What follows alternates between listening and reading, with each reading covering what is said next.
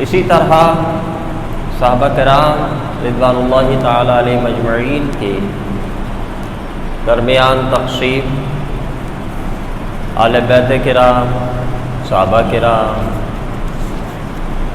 اس حوالے سے تو بس کچھ چیزیں ایسی ہیں کہ جو سمجھ لی جائیں تو انشاءاللہ تبارک و تعالی کم سے کم ہم خود اس فتنے سے بھی محفوظ رہیں گے اور کسی بھی ایسے نظریے، کسی بھی ایسی فکر کا ہم آلہ نہیں بنیں گے۔ آیت کریمہ میں نے جو تلاوت کی، اللہ تعالیٰ نے فرمایا محبت سے متعلق، قل ان کنتم تحبون اللہ، محبوب آپ لوگوں سے فرما دیجئے کہ اگر تم اللہ سے محبت کرتے ہو، اگر تم اللہ کو محبوب رکھتے ہو تو پھر ایک کام کرو، فاتبعونی، محبوب ان سے فرما دو کہ میری اتباع کریں، یعنی حضور کی، حضور پاک صلی اللہ علیہ وسلم سے فرمایا جا رہا، محبوب ان سے کہہ دو کہ یہ آپ کی اتباع کریں، یہ آپ کی اتباع کریں گے، یحببکم اللہ، اللہ انہیں محبوب بنا لے، وَيَغْفِرْ لَكُمْ ذُنُوبَكُمْ، پچھلے سارے گناہوں کو اللہ تبارک و تعالی معاف فرما دے گا، واللہ غفور رحیم، وہ اللہ بخشنے والا مہربان ہے۔ دیکھیں اب بات بالکل مختصر اللہ تبارک و تعالی نے بیان فرمائی اور بالکل آسان، کہ جو اللہ کو دوست رکھتا ہے، اللہ کو محبوب رکھتا ہے، محبوب محبت الہی کا جو دعویٰ کرتا ہے اسے چاہیے محبوب کی پیروی کرے۔ یہ گویا کہ ایک قاعدہ کلیہ اللہ تبارک و تعالی نے ہمیں عطا فرما دیا کہ اپنی محبت چیک کرنی ہو کہ اللہ سے کتنی محبت ہے تو انسان یہ دیکھ لے کہ حضور کی غلامی کتنی ہو رہی ہے، حضور کی اتباع کتنی ہو رہی ہے۔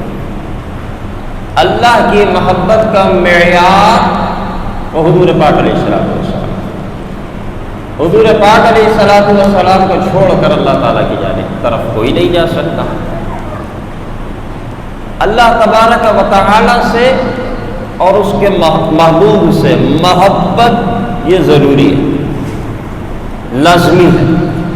محبت کا کم زیادہ ہونا یہ تو ثابت ہے، لیکن محبت ضروری ہے، یعنی اگر ذرہ بھی محبت کا نہ ہونا تو بندہ مومن نہیں ہو سکتا، ذرہ تو چاہیے۔ پھر جتنی محبت ہوگی اتنا ایمان ہوگا، اور کسی کو تھوڑی محبت ہے تو ایمان کمزور ہے، کسی کو زیادہ محبت ہے تو ایمان زیادہ مضبوط ہے، اور جس کو بالکل محبت نہیں ہے تو وہ مومن بھی نہیں ہے، یہ علماء نے لکھا۔ اچھا، کم سے کم محبت کی پہچان کیا ہے؟ کم سے کم محبت کی پہچان اللہ تعالیٰ کے لیے یہ ہے کہ بندہ صدق دل سے، زبان سے، کردار سے وہ اللہ تعالیٰ کو، فقط اللہ تعالیٰ کو معبود حقیقی جانتا ہو، مانتا ہو اور اس پر عمل بھی کرتا ہو۔ لا الہ الا اللہ، یہ وہ بنیادی ذرہ، بنیادی نقطہ ہے کہ جو ہونا ضروری ہے۔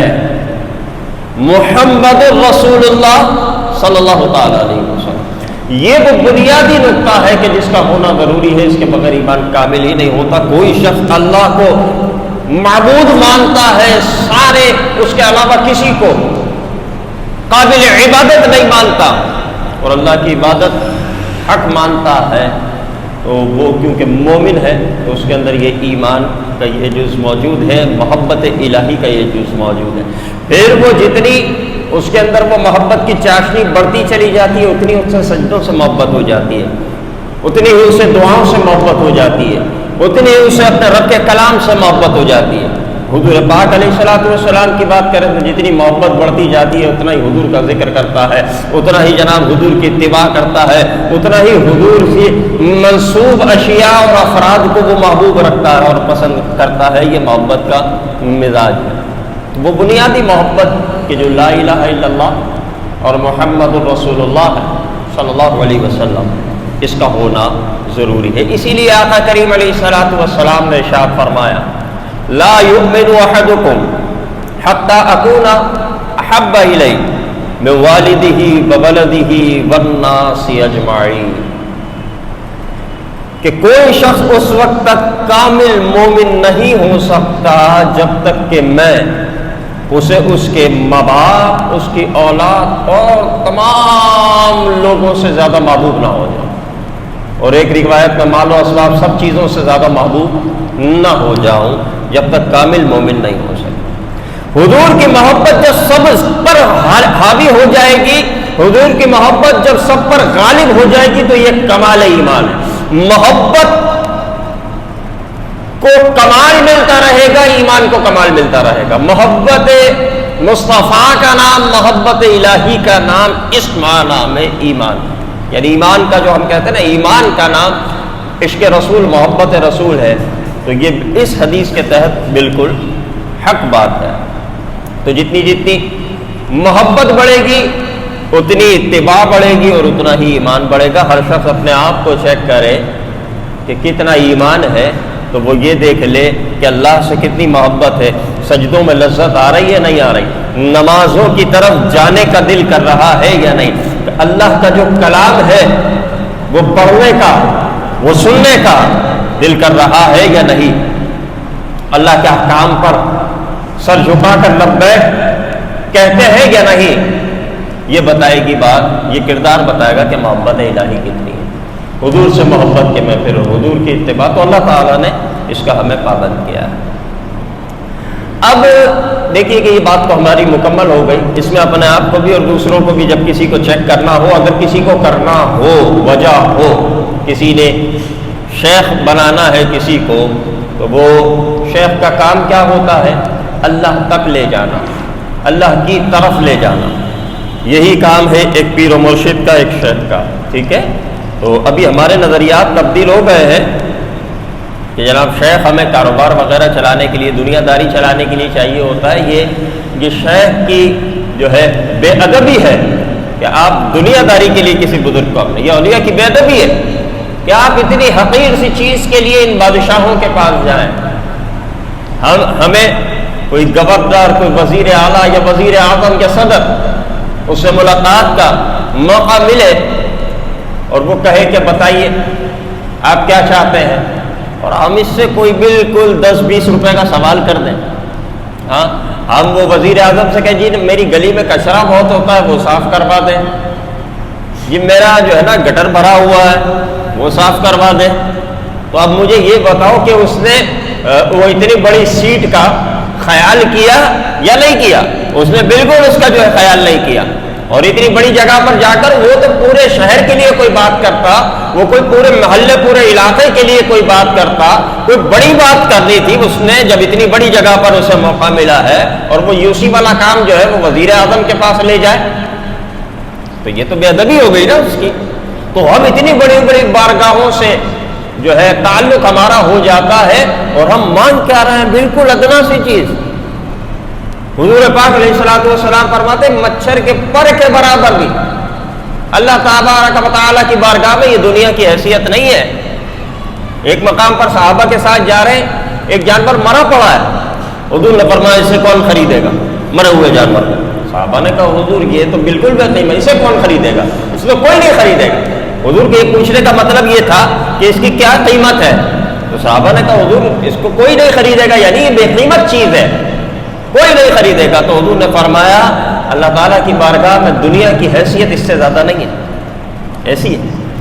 اور ہم اتنی بڑی بڑی بارگاہوں میں، اتنے بڑے بڑے درباروں میں کہ جہاں پر ہمیں خدا تک رسائی کا راستہ ملنا ہے، حضور کی محبت مانگنی چاہیے، اللہ والوں کی محبت مانگنی چاہیے، دل کی پاکیزگی مانگنی چاہیے، آخرت مانگنی چاہیے، وہاں پر ہم یہ ادنا چیزیں مانگ رہے ہیں، تو ایسا بھی نہیں کرنا چاہیے۔ تو جب ہم شیخ تلاش کریں تو ہم یہ اصول دیکھ لیں کہ اللہ سے محبت بھی کرتا ہے یا نہیں، اللہ کے حبیب سے محبت بھی کرتا ہے یا نہیں، اور اس میں دعوے داری نہیں بلکہ اس میں ہم کردار کو دیکھیں، تعلیمات کیا ہے، عمل کیا ہے، کردار کیا ہے، جیسا کردار ہوگا ویسا آپ کو چلائے گا۔ اگر خود نمازی نہیں ہے تو تمہیں نماز پڑھنے بھی نہیں دے گا، اگر خود جاہل ہے تو تمہیں علماء کے پاس نہیں جانے دے گا، خود بے عمل ہے تو تمہیں بے عمل رکھے گا، خود باعمل ہوگا تو تمہیں باعمل رکھے گا، خود جو ہے عالم دین ہوگا، علمی شخصیت ہوگا، علماء کے پاس بیٹھنے والا ہوگا تو تمہیں بھی علم سکھائے گا، خود نمازی ہوگا تو تمہیں بھی نماز پڑھوائے گا، اور پھر وہ اس طرح نماز پڑھوائے گا کہ اگر تمہیں فجر پڑھوانی ہوگی تو وہ خود تہجد پڑھے گا، ہمیشہ ایک قدم آگے رہے گا۔ یہ مزاج ہوتا ہے بڑے ہوتا ہے 12۔ تو یہ بات ہماری مکمل ہوئی۔ اب آگے چلیے محبت ہوتی کیا ہے۔ اللہ تعالیٰ نے ہمیں حضور کی محبت کا پابند کیا ہے۔ دیکھو محبت دو طرح کی ہوتی ہے، ایک تو وہ محبت ہوتی ہے جو فطری ہے، وہ کی نہیں جاتی، وہ ہو جاتی ہے۔ بچے کو ماں باپ سے محبت ہے، وہ کی نہیں جاتی، بچے کو سکھائی نہیں جاتی، بلکہ بچہ ابتدا ہی سے اپنی ماں کی طرف جا رہا ہوتا ہے، ابتدا ہی سے وہ اپنے باپ کو پہچان رہا ہوتا ہے اور اسے چین سکون ماں اور باپ کی گود میں ملتا ہے۔ یہ اسے کسی نے سکھائی نہیں، یہ فطری ہے۔ بچہ کیسا ہی ہو، ماں باپ کو اس سے محبت رہے گی، اس کی چوٹ سے انہیں چوٹ پہنچے گی، اس کے دکھ سے انہیں دکھ پہنچے گا۔ یہ جو محبت ہے اس کی کوئی ٹریننگ تو نہیں دی ہے نا ماں باپ نے، بچے کی ولادت سے پہلے جناب ٹرین کیا ہوگی، بچے کی یہ محبت ہوگی، یہ تمہیں خیال رکھنا، نہیں، یہ محبت فطری ہے، یہ پیدا نہیں کی جاتی، یہ خود ہوتی ہے۔ اور ایک ہوتی ہے عقلی، غیر فطری، وہ ہو یا نہ ہو، اگر ہو تو بڑھائی جاتی ہے اور نہ ہو تو پیدا کی جاتی ہے۔ اس محبت کا اللہ نے حکم دیا ہے، اس محبت کے ہم پابند ہیں کہ جو پیدا کی جاتی ہے، جو بڑھائی جاتی ہے، جو جناب اگر اسے نہ ہو تو اس نے کر لی ہے۔ مثال کے طور پر آقا کریم علیہ الصلوۃ والسلام سے محبت کا جذبہ کسی کا نہیں ہے، بیدار نہیں ہے، اتنی محبت تو ہے نا کہ وہ آخری نبی مانتا، لیکن وہ جذبہ بیدار نہیں ہے، تو وہ پابند ہے کہ اس جذبے کو بیدار کرے اور اس میں ترقی اور اضافہ کرے، اس محبت کو بیدار کرے اور اسے کمال تک لے جائے۔ اس انسان جو ہے وہ اس چیز کا پابند ہے، یہ چیز انسان کے اختیار میں ہے، اولاد سے محبت انسان کے اختیار میں نہیں ہے، وہ اس محبت کو روک نہیں سکتا، اس محبت کے اظہار کو روک نہیں سکتا، اس محبت کو ختم نہیں کر سکتا، چاہے کچھ بھی ہو جائے۔ آپ نے دیکھا ہوگا بچے بڑے ہو کر ماں باپ کو تکلیفیں دے رہے ہوتے ہیں، ماں باپ کا دل دکھا رہے ہوتے ہیں، ظلم کر رہے ہوتے ہیں ماں باپ پر، بعض اوقات تو ہاتھ اٹھا دیا جاتا ہے ماں باپ پر، ہم تو اس معاشرے میں ہیں، لیکن ماں باپ کے دل سے بد دعا نہیں نکلتی، وہ وقتی طور پر غصہ ہوتا بھی ہے تو ہو، لیکن بچہ وہی بچہ اگر بیمار پڑ جائے تو اس کے لیے دعائیں بھی ہوں گی، فکر بھی ہوگی۔ یہ محبت فطری ہے، بندے کے اختیار میں نہیں ہے۔ حضور سے جو محبت کا ہمیں حکم دیا جا رہا ہے وہ یہ والی نہیں کہ ہو تو ٹھیک نہ ہو تو ٹھیک، بلکہ وہ عقلی محبت، اختیاری محبت، غیر فطری غیر طبعی محبت کا ہمیں حکم دیا جا رہا ہے کہ اگر تمہارے دل میں ہمارے حبیب کی محبت نہ ہو تو لازم ہے کہ پیدا کرو، اگر محبت بیدار نہ ہو تو فرض ہے کہ بیدار کرو، اور اگر محبت کمزور ہے تو لازم ہے کہ اسے مضبوط کرو، اسے بڑھاؤ، اس میں اضافہ کرو۔ ہم اس محبت کے پابند ہیں۔ تو یہ دو چیزیں ہم نے سمجھ لی کہ محبت ہوتی کیا ہے، اس کی علامتیں کیا ہے، نشانیاں کیا ہے، اور کون سی والی محبت اللہ تبارک و تعالی نے ہمیں یہاں عطا فرمائی، جس کا حکم دیا ہے۔ تو یہ یاد رکھو، رسول کریم علیہ الصلوۃ والسلام سے مطلقاً محبت یہ فرض ہے، وہی محبت کا اظہار جس کا ہم محمد الرسول اللہ کی صورت میں کرتے ہیں، حضور کو اللہ کا محبوب مان کر کرتے ہیں، حضور کو سب سے افضل مخلوق مان کر کرتے ہیں۔ یہ وہ محبت کا ذرہ ہے کہ اگر یہ نہ ہو تو بندہ مومن نہیں ہو سکتا۔ اور اس کے بعد پھر جسے جتنا کمال حاصل ہوتا ہے وہ اتنی اتباع کرتا چلا جاتا ہے. پھر وہ حضور کے نام سے محبت کرتا ہے, حضور کے ذکر سے محبت کرتا ہے, حضور کے دربار سے محبت کرتا ہے, حضور کے مدینے سے محبت کرتا ہے, حضور کے گھر والوں سے محبت کرتا ہے, حضور کے اصحاب سے محبت کرتا ہے, حضور کی امتیوں سے بھی پھر وہ محبت کرتا ہے. اس کی انتہا وہاں تک جاتی ہے جہاں حضور نے فرمایا نا کہ بندہ مومن کامل اس وقت تک نہیں ہو سکتا کہ جب تک کسی دوسرے کے لیے بھی وہی چیز پسند نہ کرے جو اپنے لیے پسند کرتا ہے. ایسا نہ ہو اپنے لیے اچھی چیز دوسروں کے لیے بری چیز اگر پسند کرتا ہے تو حضور کی امت سے یہ محبت نہیں ہوئی. حضور کی امت سے اگر خیرخواہی کا جذبہ نہیں ہے, حضور کی امت کو اگر دھوکہ دے رہا ہے, حضور کی امت پر اگر ظلم کر رہا ہے, حضور کی امت پر اگر وہ حضور کی امت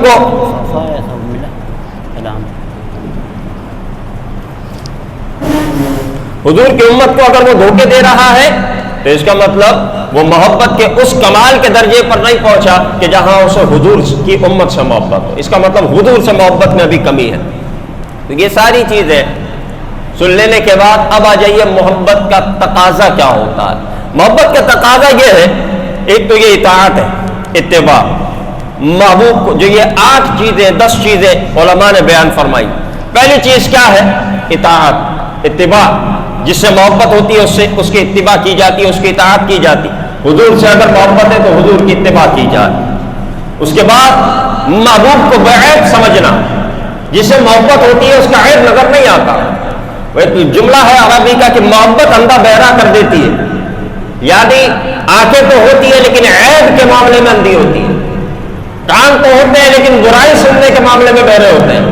کہا کہ بعیب ہونا, بکثرت ذکر کرنا, جس سے محبت ہوتی ہے اس کی بات سننے کا جو ہے دل چاہتا ہے, اس کی بات کرنے کا دل چاہتا ہے, اس کی شان سے خوش ہونا.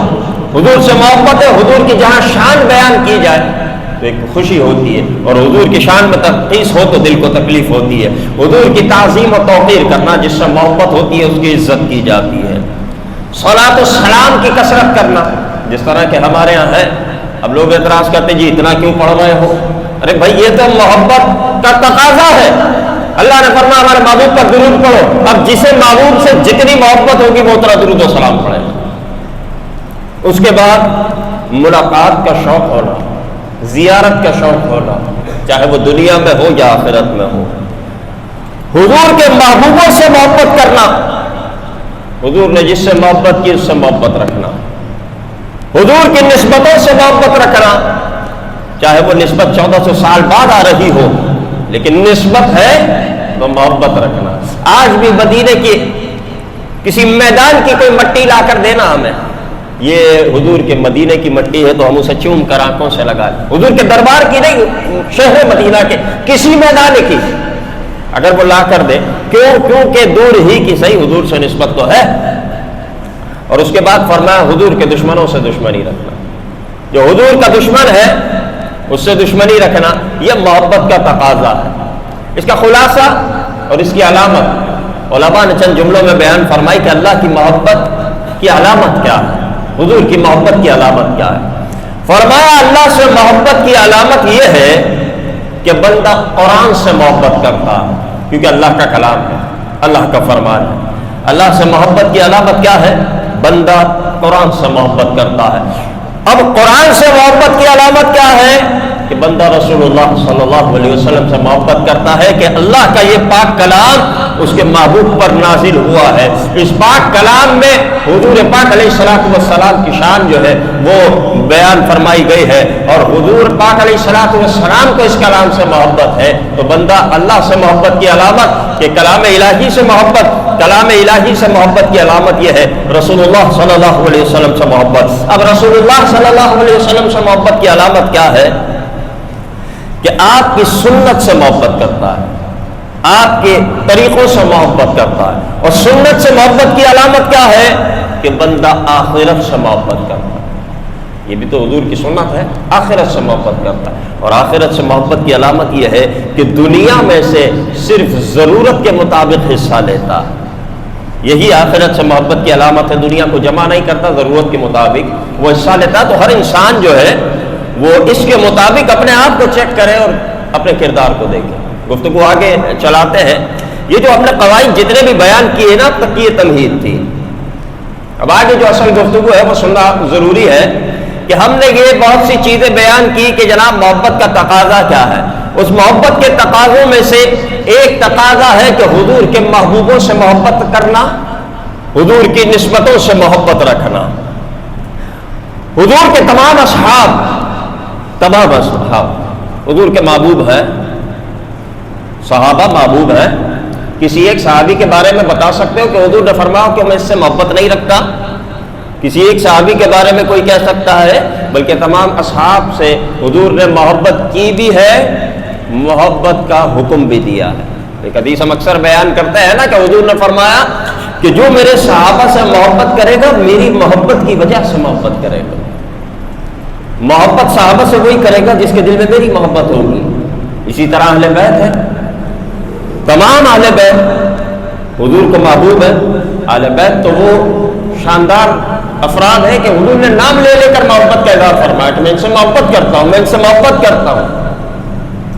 اسی طرح حضور کی امت کے اولیاء کرام، علماء کرام، ان کی محبت لازم ہوتی ہے. اب یہ جو ابتدا میں سمجھایا نا کہ ایک طبعی محبت ہوتی ہے جو کرنی نہیں پڑتی ہو جاتی ہے، اور ایک محبت وہ ہے جو کرنی ہے. اور ہم پابند کس کے ہیں کہ جو محبت کرنی ہے ہو یا نہ ہو، آپ پابند ہو کہ آپ نے حضور سے محبت کرنی ہے. اور حضور سے محبت کا تقاضا یہ ہے کہ حضور کے اصحاب سے بھی محبت کرنی ہے، حضور کے اہل بیت سے بھی محبت کرنی. اب اگر کسی کو صحابہ سے محبت نہ ہو تو اس پر حکم کیا آئے گا کہ اگر نہیں ہے تو کرو. کسی ایک صحابی کے متعلق اگر وہ کہتا ہے جی مجھے محبت نہیں ہے، آپ پابند ہو غیر طبعی کے، غیر فطری محبت کے کہ اگر نہیں ہے تو کرنی پڑے گی. اہل بیت کے متعلق اگر کسی کے دل میں اس طرح کی بات ہے کہ جناب محبت کا جذبہ نہیں ہے تو وہ اس بات کا پابند ہے، اس پر لازم ہوتا ہے کہ وہ محبت پیدا کرے، محبت بیدار کرے، کیونکہ جب تک ان کی محبت نہیں ہوگی حضور کی محبت کامل نہیں ہوگی. تو ہم اس چیز کے مکلف ہیں کہ اگر محبت نہ ہو تو محبت کی جائے. پھر یہ محبت طبعی جو ہے نا، یہ تقاضا کیا کرتی ہے کہ جناب جس سے محبت ہے اس کا ذکر کیا جائے، ٹھیک ہے، اور جو اس کا مقابل ہے نا اس کے متعلق دل میں جو ہے فرق رکھا جائے.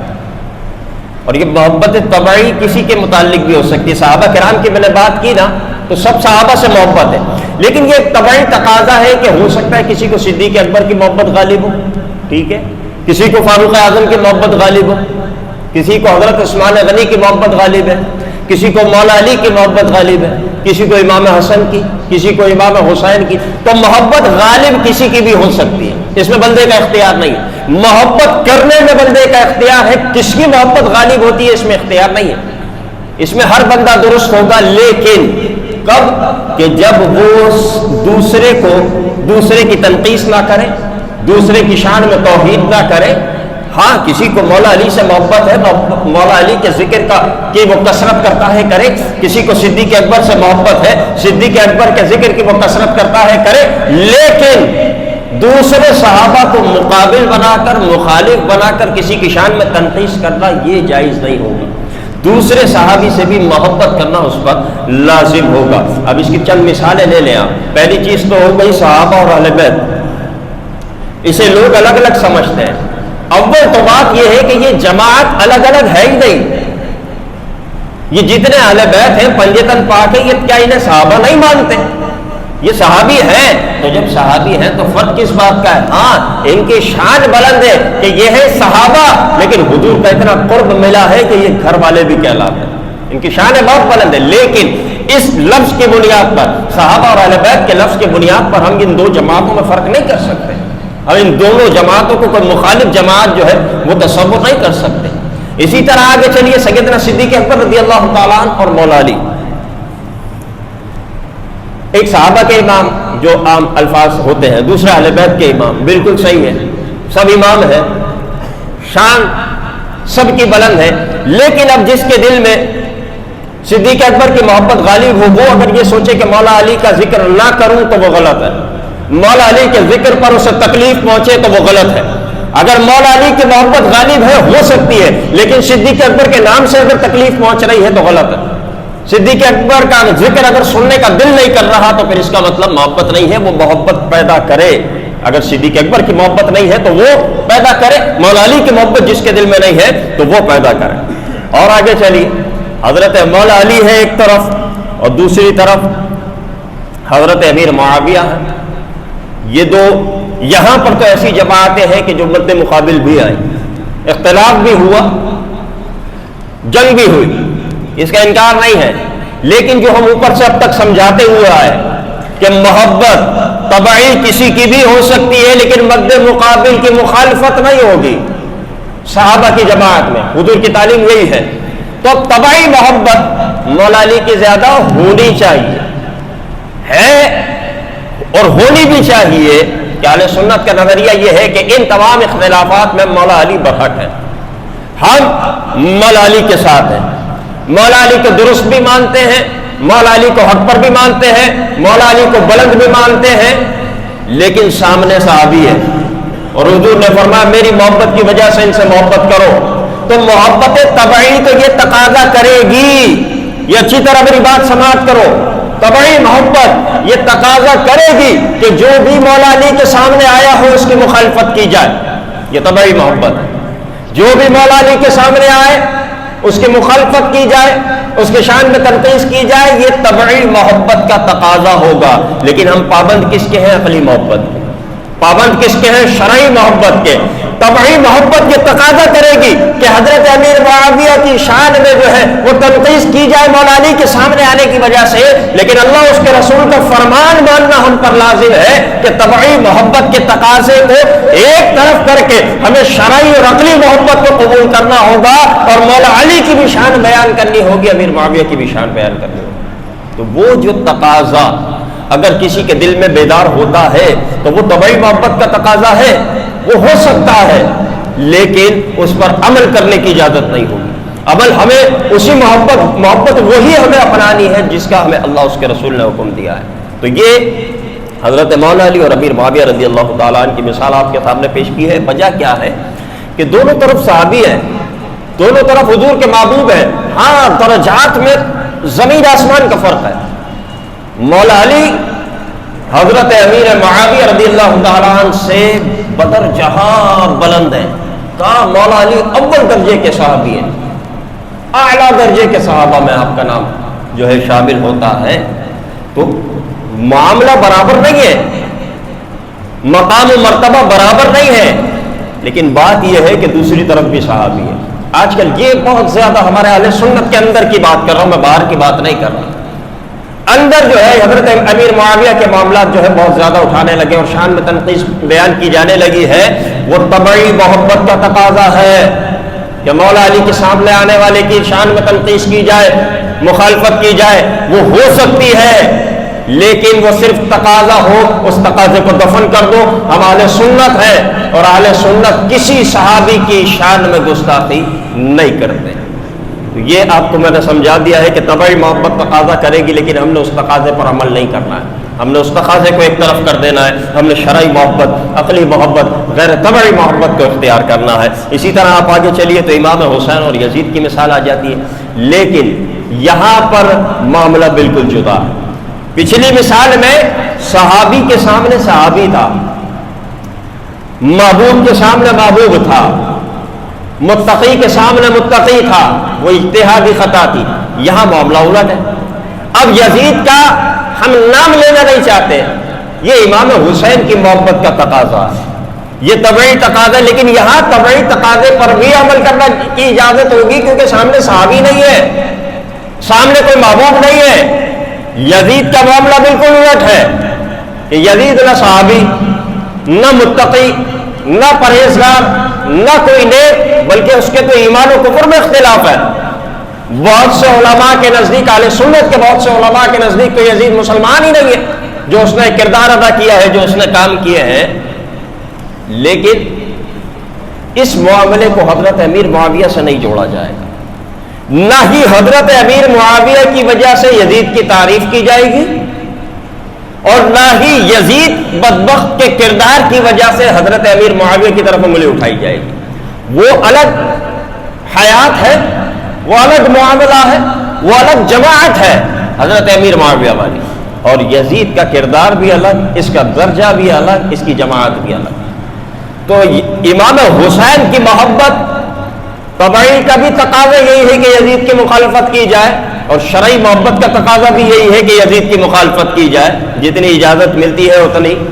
لیکن حضرت امیر معاویہ کے معاملے میں طبعی محبت اگرچہ یہ تقاضا کرے مخالفت کا، لیکن وہاں کیونکہ سامنے صحابی ہے اور حضور پاک علیہ الصلوۃ والسلام کا محبوب ہے، لہذا وہاں پر تنقیص کی اجازت نہیں ہوگی، توہین کی اجازت نہیں ہوگی. ان دونوں جماعتوں کے فرق کو سمجھ لیں، ان دونوں اختلافات کے رنگ کو اور فرق کو سمجھ لیں. آج کل بہت زیادہ جناب فتنہ پیدا کیا جا رہا حضرت امیر معاویہ کے حوالے سے نہیں.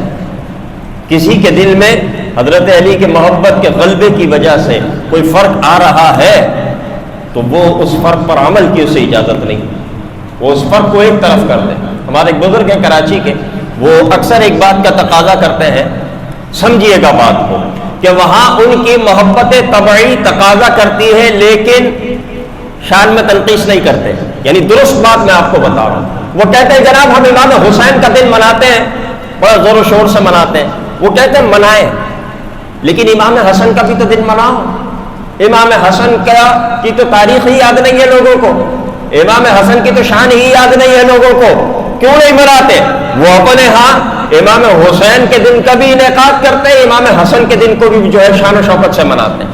اب یہ جو ان کا تقاضا ہے نا، یہ امام حسن کی محبت طبعی ہے کہ امام حسین کا تو نام لیا جا رہا ہے، امام حسن کا بھی تو نام لو. لیکن اس میں اگر وہ امام حسین کی مخالفت کوئی کر جائے گا تو غلط ہوگا. وہ شیخ امام حسین کی مخالفت نہیں کرتے، امام حسین کا دن خود مناتے ہیں، عظیم الشان طریقے سے مناتے ہیں، لیکن ان کا تقاضا یہ ہوتا ہے، شکایت یہ ہوتی ہے کہ آپ لوگ امام حسن کا دن کیوں نہیں مناتے. تو یہ محبت کا وہ تقاضا ہے، وہ غلبہ ہے کہ جو برائی کی طرف نہیں لے جا رہا. اسی طرح وہ کہتا ہے حضرت عائشہ صدیقہ کا دن منایا جاتا ہے، حضرت خدیجہ الکبریٰ کا دن کیوں نہیں منایا جاتا، ان کا بھی دن منایا جائے. یہ تقاضا بالکل درست ہے، کیونکہ وہ حضرت عائشہ کے دن کا انکار نہیں کر رہے. وہ یہ نہیں کہہ رہے کہ حضرت عائشہ کا نام نہ لو، حضرت خدیجہ کا نام لو. وہ یہ نہیں کہہ رہے کہ امام حسین کا نام نہ لو، امام حسن کا نام لو. اگر اس رنگ میں کوئی بات کرے گا تو غلط ہوگا، کیونکہ دونوں طرف صحابہ ہیں، دونوں طرف اہل بیت ہیں. تو ان کا جو مقصد ہوتا ہے کہ آپ ان کا بھی نام لو لیکن ان کا بھی نام لو. تو یہی محبت طبعی کا تقاضا جو درست انداز میں ہوتا ہے، اس کا طریقہ یہی ہوتا ہے کہ آپ مقابل کی، آپ دوسرے کی مخالفت نہیں کریں گے. مولا علی کی محبت غالب ہونی چاہیے، بالکل ایمان کی حلاوت ملتی ہے، ولایت کا راستہ مولا علی کے دربار سے ملتا ہے، اس میں کوئی انکار نہیں ہے. لیکن تعلیمات اہل سنت کو یاد رکھنا کہ محبت طبعی غلبہ کر کے اگر تقاضا کرے کہ مولا علی کے مد مقابل جو آئے ان کا نام نہیں سننا، ان کا ذکر نہیں کرنا، ان کی بات نہیں کرنی، تو وہ انسان غلط ہوگا. اس تقاضے کو دفن کر دے، اس جذبے کو دفن کر دے. تعلیمات اہل سنت یہ ہے کہ جس محبت کا آپ کو حکم ہے وہ محبت آپ کریں. اور کس محبت کا حکم ہے؟ حضور نے فرمایا کہ میرے کسی صحابی کو تکلیف نہیں دینا، میری محبت کی وجہ سے ان سے محبت کرو، اور جو بغض رکھے گا وہ میرے بغض کی وجہ سے کرے گا، ان سے بغض رکھے گا. لہذا کسی صحابی سے متعلق، اور ابھی یہ صرف اہل سنت کو ٹکڑے ٹکڑے کرنے کی سازش ہے، صرف اہل سنت کو منتشر کرنے کی سازش ہے. اس سازش کا کوئی حصہ نہ بنے، کسی ایسے شخص کی بات نہ سنے، کسی ایسے شخص کے پاس نہ جائے جو توڑنے کی بات کر رہا ہے، صحابہ کے حوالے سے ہو، اہل بیت کے حوالے سے. کوئی امیر معاویہ کے خلاف بولتا ہے، کوئی ضرورت نہیں آپ کو جانے کی. کوئی مولا علی کے خلاف بولتا ہے، کوئی ضرورت نہیں آپ کو جانے کی. کوئی امام حسین کے خلاف بولتا ہے، کوئی ضرورت نہیں آپ کو جانے کی. کوئی یزید زندہ باد کے نعرے لگاتا ہے، کوئی تعلق نہیں رکھنا ہے اس سے. یہی اہل سنت ہے، یہی اہل سنت ہے، یہی حقانیت. اللہ تبارک و تعالیٰ مجھے آپ کو سب کو اس پر عمل کی توفیق عطا فرمائے. وآخر دعوانا الحمد للہ رب العالمین.